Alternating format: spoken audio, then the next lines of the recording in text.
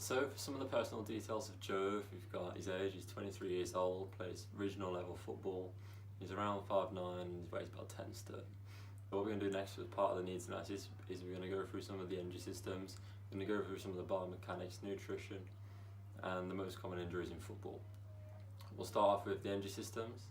Alemdaroğlu 2012 found that the most common energy system used for the vertical jump, typically defined as the ATP PC system. This is because of the task usually lasting no longer than 5 seconds, sometimes less. Osgonash 2010 stated that in the average elite football player, the high intensity phases of the game equate to around 26% of the energy expenditure for the entire game. So for this reason, it's important to train at a high intensity just to relate in terms of the natural game performance. During a football game, elite athletes' average maximal oxygen intake, VO2 max, is around 70%. This corresponds to the energy production of 5,700 kg, which is 1,360 calories for a person weighing 75 kg with a VO2 max of 60 milliliters kg minus 1 in minus 1. Obviously Joe isn't 75 kg, he's a little bit lighter, so this will have to be adapted in order to suit him. Aerobic energy consumption appears to account for 90% of energy consumption during a game, according to Banksburg, which is why we're also going to be targeting the aerobic system during the training that we're going to provide for Joe. So if you take a look biomechanically at the actual biomechanical needs of football, we're going to know that most sprints last around 0 to 35 metres, which is why we're going to be getting Joe to do some acceleration drills, just to brush up on his actual technique and how he gets up to that max speed during those 35-metre sprints. One of the reasons we're going to be producing a repeated sprint ability, just to train his aerobic system and also get used to sprinting over a shorter distance. So for the nutritional demands, we have high volumes of training require moderate carbohydrate intake, 7j kgBW, as well as 1.4 to 1.7j kgBW of protein, according to Berg 2004. Around 60 to 70% of football players' diet should contain carbohydrates. This should also contain around 9 grams of carbohydrates per kilogram of body weight. Carbohydrates can be found in foods such as cereals, fruits, vegetables, bread, pastas.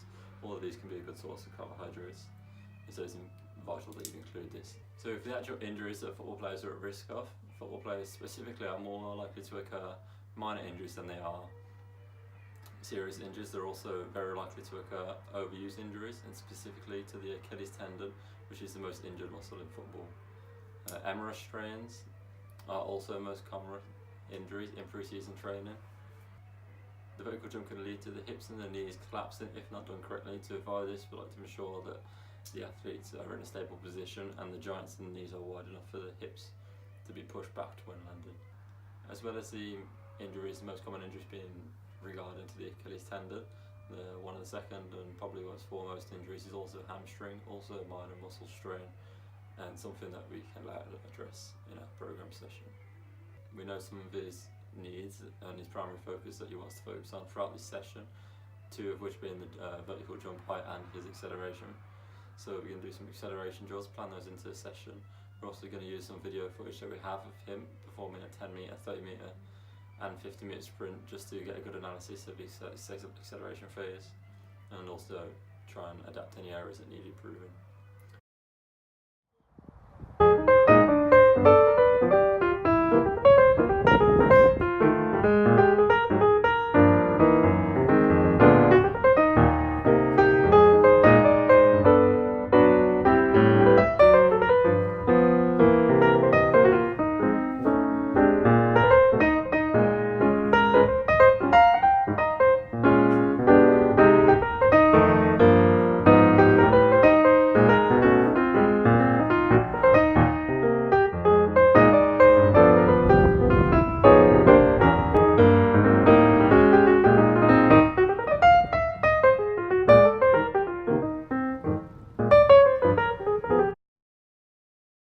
Previously I had Joe run a stationary 10 metre test, 30 metre test and the 50 metre test, and all his scores came in a range of average for his age and his level of participation. It's a great reason for doing this test is Jufi 2006 found that the sprint tests are a great retest reliability, which shows great accurate representation of his acceleration. As a result of his scores, we're going to be focusing on particularly the acceleration phase. Most sprints last 0 to 35 metre range, however we're going to be doing the 50 metre sprint. As studied by Andrzejewski 2012 found that around 90% of the sprints last less than 5 seconds. and the 50-metre sprint test is roughly about 5-6 seconds. According to Jufi 2006, having a good acceleration technique can reduce the amount of energy expenditure during the game while also improving your acceleration speed. This means that Joe's going to be able to sprint much more and for much longer during the game without getting tired. The session I've got planned for Jove is going to be focusing on drills by McFarlane 1993, and they're proven to increase acceleration of athletes between this range for the purpose of correcting the technique, and we go through some of the teaching points and steps and getting Jove to do them. The first exercise we're going to do is just walking high knees. It's going to be pretty simple. We're just going to go from here to the edge of the box, and we're just going to throw our knees up, step down, up again, nice and high. As high as you can go. Try and keep that leg shin parallel as it comes up. Yes.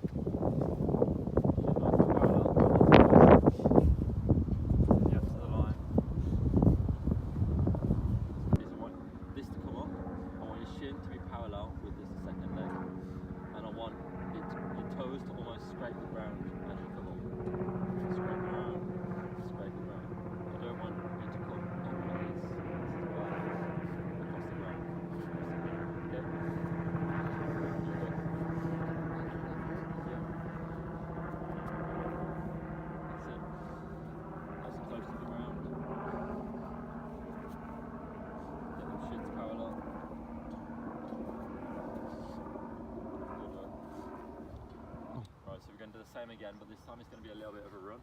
So we're going to go like this. Same again, same technique.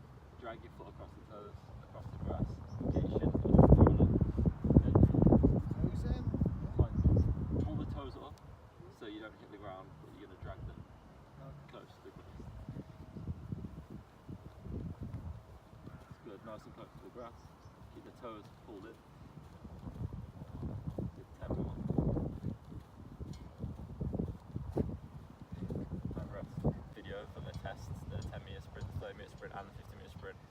And if we have a look here, you can see that your arm placement isn't quite just behind your body. Okay. You've not got much arm movement. What we're looking for is, if we compare this to Usain Bolt, he has great arm extension, the arm's all the way back. And so we're just going to try and get you to correct that, get your arm nice and far back. It's going to give you more momentum. So if you think about your starting position when you're sprinting, you're not quite bolt upright. You're going to be leaning forward around this angle, and you're going to go like this. Like I said, the drills we just did, your toes are going to be dragging across the ground. And as this leg comes forward and you fall, with your arms to be fully extended. So if you do this with me, arms nice and far back, swap forward, extend. That's it, and this is the extend now. Swap, sit nice and far back, and again. That's it, take it back here. Start again. Now we're just going to do something called a fall and start. So you're going to start in position, and you're just going to fall and then go. So roll on your toes, go, and now start sprint. So And sprint? Just a few yards sprint, yeah. That's it, that's up.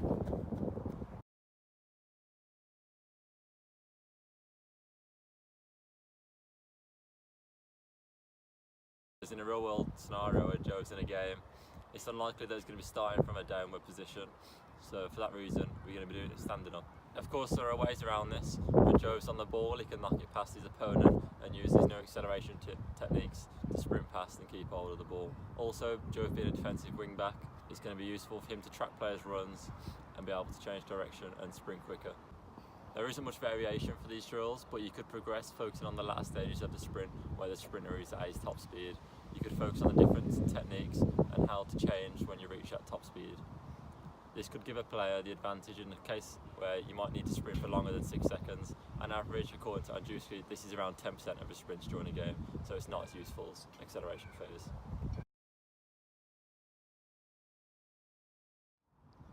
If we take a look back at the needs analysis, we know that according to Bangsbo 1994, aerobic endurance energy consumption appears to account for 90% of the energy consumption during the game. For this reason, it makes sense to train aerobic endurance in the preparation for a game.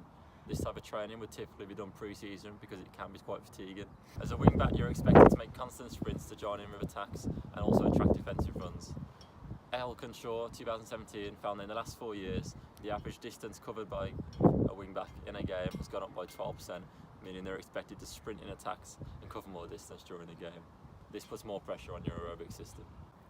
Garby 2015 found that repeated sprints ability is correlated with the aerobic performance, which is important in football as team sports. In terms of the process of training, we would get Joe to do repeated sprints for a ratio of 1 to 5, being done over a 50-metre sprint. This should mean an average of 5 to 6 seconds sprinting. This gives Joe around 30 seconds to rest. It's important when doing this type of interval training to allow the correct amount of rest time, as doing too much will allow other energy systems to recover and take over. What we want is the aerobic system to be trained. Bravo et al. 2008 was a study that found that around 5 to 6% of your VO2 max can be increased in a 12-week period. This means Joe will be doing around 6 50-metre sprints with 30 seconds rest in between and having a 4-minute break and then repeating this process 3 times. It's recommended to be done 2 days a week for a 12-week period in order to get that full improvement of 5 to 6% in your VO2 max. When doing the repeated sprint testability, it's important to push your athlete to the max from the beginning and throughout. In the beginning, I take precautions to ensure that they run at the max capacity and also provide encouragement throughout, as you will see later on. Right, so we've already been through some drills and we've been through how we're going to program the session. We're going to get you to do a bit of a practice, and it's the repeated sprint testability. Using what we've learned already with the arm movement, the knees, the dragging the toes across the ground, we're going to get you to do 50-metre sprints, 6 reps, and then we'll give you a 4-minute rest and we'll go again. And as you're doing it, we want you to be maximum capacity, because this is the best way to train your aerobic system. We want it to be 100% effort, and then we'll go again after 4 minutes rest. You ready? No problem. So think about the arm placement, and I'm going to count you down. I want you to roll into it, like we did earlier, and fall. So stand up, roll, and then go when you're ready. Let's go, come on, let's go, faster.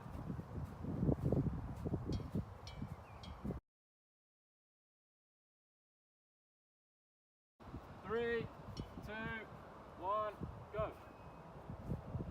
Come on, let's go. Push it. Last 10 metres. Take 30 seconds rest, and then we go again. Deep breaths. Think about your arm placement. Do you feel like you're getting, do you feel much better? Do you feel like your arms are better? Before my sprints, I feel like I wasn't using my arms as much. Yeah. I feel like arms give me more of a stride, which is probably picking up the pace. That's So good. I think the drill we did like that Yeah. really helped the lean over. I think I was meant to up right before as well, so Yeah. those seem Feeling really helpful. much more, technique's much better, arms much better. You ready Yeah, for the no. last one? Ready? 3, 2, 1, go. Come on, let's go. Last one. You're almost there. Last 10. One breath. If we take a look back at the needs analysis, then we know the most common injuries in football revolve around the hamstring. A study by Andrzejewski 2015 found that deadlift and neuromuscular training improved hamstring strength and overall improvement of the neuromuscular system, which they found can reduce the amount of hamstring injuries in football players. Thompson BJ 2015 found that the deadlift to improve the rate of force development, which can relate to the improved vertical jump. For this reason, we're going to be doing the deadlift. In terms of programming, it was found men do here 2015 use 5 sets of 5 reps twice a week can improve the rate of force development in over a 10-week period. So this will be done around the other training that the footballer would have to participate in. In terms of progression, it's fairly simple. You can just increase the weight or the rep range weekly to when the weight becomes easy. For the sake of getting to grips with the deadlift, we're going to be going through some of the exercises and the techniques with no way to ensure the technique is correct before moving on to weight. This is a needs analysis. We already know Joe's 1 rep max, so planning the session is made easier, as we're looking for a 5 rep range, which should mean an average of around 75 to 85% of the 1 rep max. Right, so one of the first things we're looking for is we're looking for the bar to go in a straight vertical movement. We don't want the bar to be swinging forward too much or backward too much.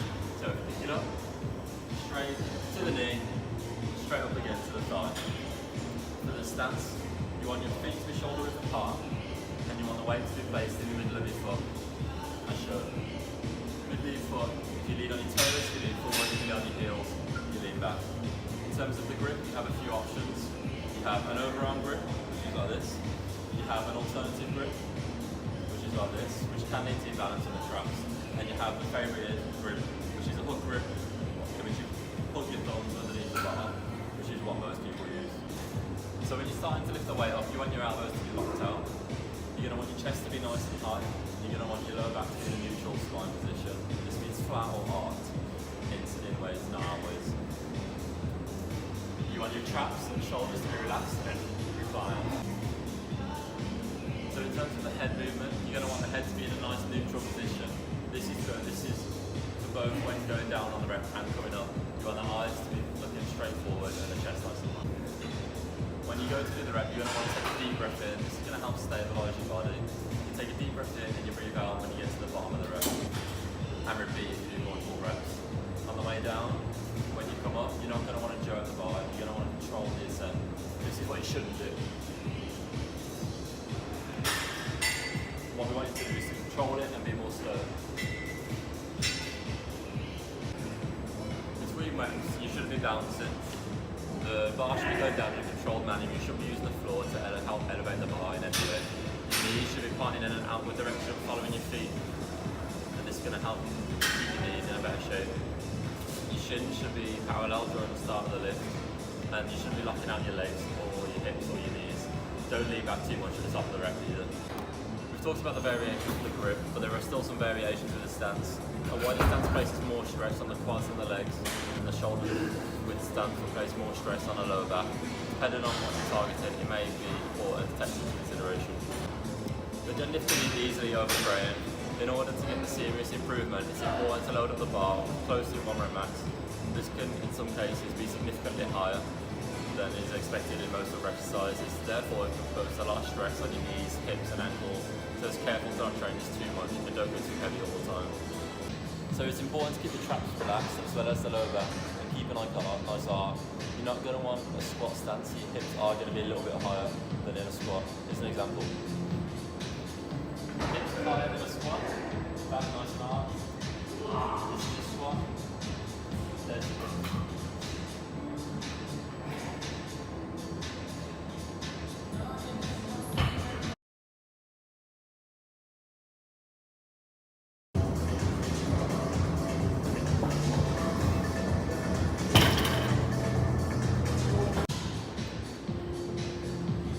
Start back.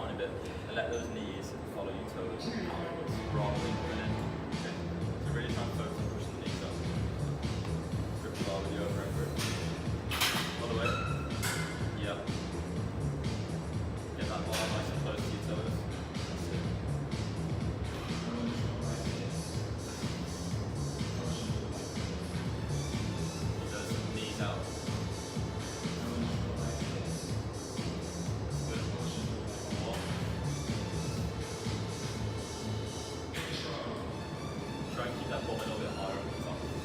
Towards the low.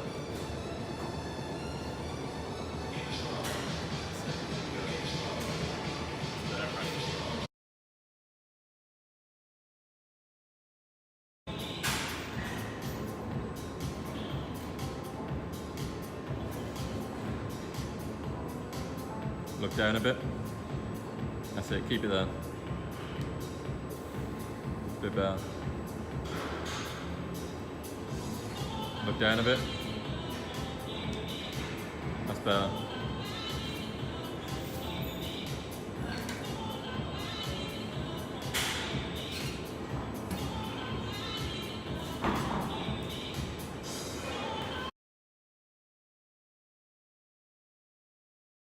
The clean and jerk is a bit different to a deadlift, but it does have similarities. The clean jerk can be used to increase the vertical jump. Strzelczyk in 2005 found the Olympic weightlifting training can improve vertical jump, which is why we're going to be getting Joe to do it, because it is something he mentioned in his needs analysis. Hoffman 2004 also found it better to train in Olympic lifts than traditional powerlifting, as they found more benefits for the vertical jump in comparison to squats and deadlifts. Typically, in strength and conditioning programs, the clean and jerk would be split up into two sections and be trained separately. A training program was found by Ryan Martin, which trained the jerk on day one, amongst other things, of course, for 4 sets and 4 reps. Then on day 2, it would be hand cleans, which is the second part of the lift, which is 4 sets in 3 days, and 4 cleans and jerks, 3 sets of 2. Joe doesn't have much experience with Olympic lifts, and so he has no 1 rep max. So we'll start with no weight, and we'll work up to find a comfortable weight for him. But first I'll give a demonstration of the techniques and go through some of the teaching points, and then we'll get Joe to see how he does.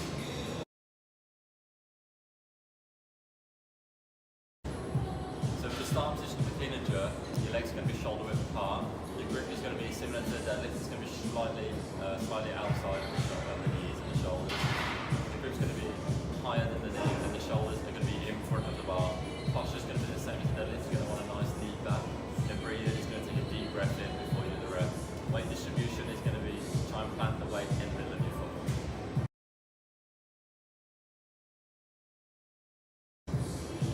The shoulders should remain over the bar, and the movement occurs because of the knee extension. The bar path is backwards towards me. The arms are going to be kept locked and straight for as long as possible, and the back angle has got a normal curve, and it stays the same throughout the first key part of the lift. Weight movement goes towards the heel during the first part of the lift, and the bar shifts in front of the knee before coming back.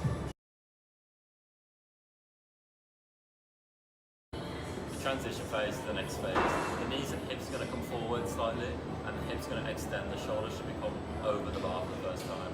The bar moves vertically, straight past your body and close as possible, and the arms are still straight until the last edge of the lift.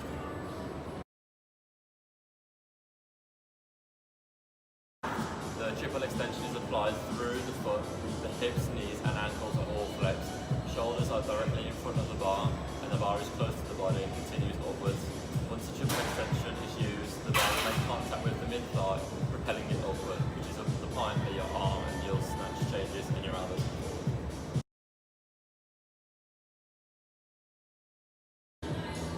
For the catch, the arms move to catch the bar. The feet jump outwards, carefully not to move the feet forwards or backwards in any way. The bar is caught in a front squat position. The hands aren't trapped and the back is in a normal curve. I'll give you an example of the catch position. So the arms are going to be nice and high. My fingers aren't trapped, I can still move them, and if I was to let go of the bar, it would stay on the shoulders.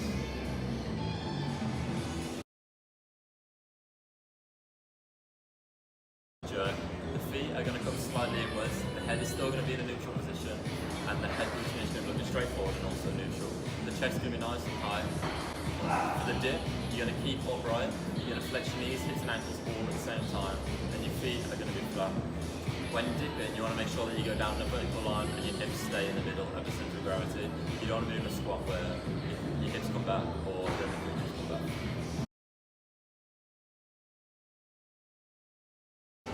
For the drive, you're going to want a vertical pull, so a triple extension of the knee, hip and ankle to drive the bar up. Keep the bar in contact with the shoulders at all times. This is in reference to when you dip the drive, you're going to want to keep the shoulder in contact with the bar. So if you do time it's going to make it difficult to come back up. And the head moves backwards to allow the bar to come past the head in a straight line.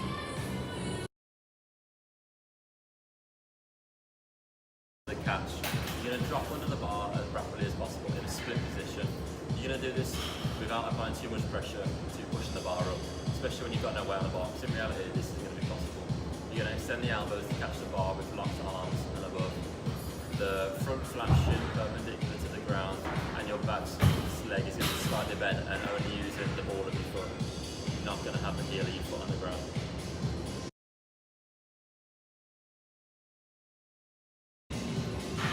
Joke position, you're going to be, as mentioned, the foot's going to be pointing slightly upwards, and you're going to use the ball of the foot and dip your head back to get a straight vertical line.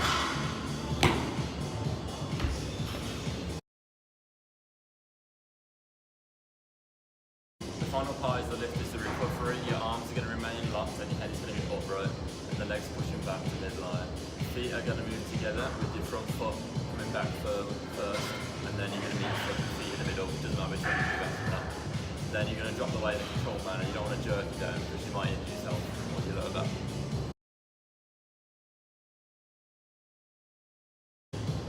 So we've been through all the techniques of the clean and jerk. I'll give an example now, and then we'll get Joe to do it and we'll correct any issues that he has. So the first part is the downward position. Hands and grip is the same as mentioned before. You're going to have it nice and wide, hook grip, and then you're going to chest back. It's going to be a lower position than a deadlift. You're going to come up to the knee, to mid-thigh, which is making you pull, to the shoulders. During this point you would usually have a dip, and I'll give you an example of that now. There's a dip, then your feet are going to come slightly in. You're going to reposition your hands, so you've got more of a basis to push up and jerk. Then this is the jerk. Front foot forward, back first, and there we go.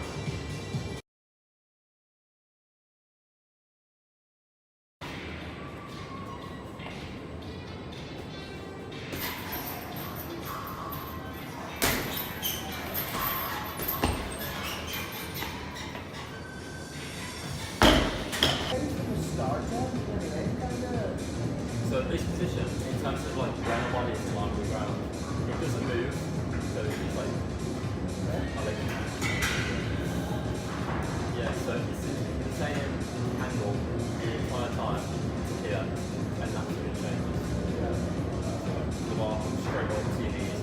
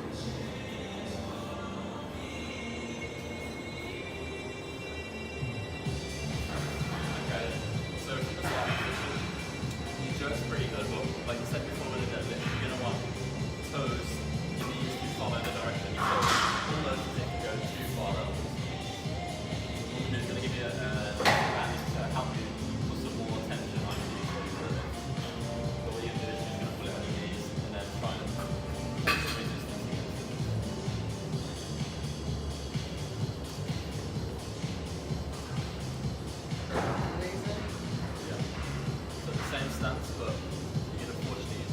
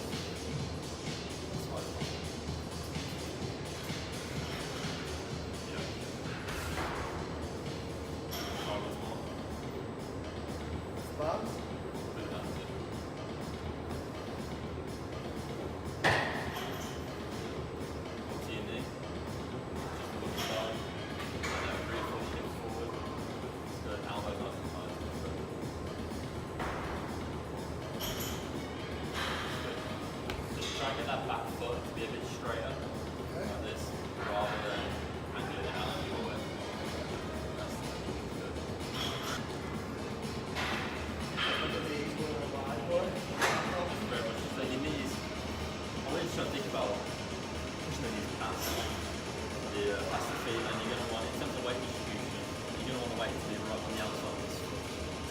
And in the middle.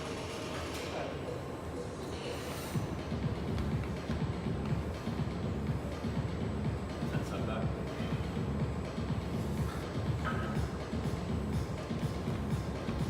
Yeah, knees. Elbows nice and high. Keep that back foot nice and straight now. Good.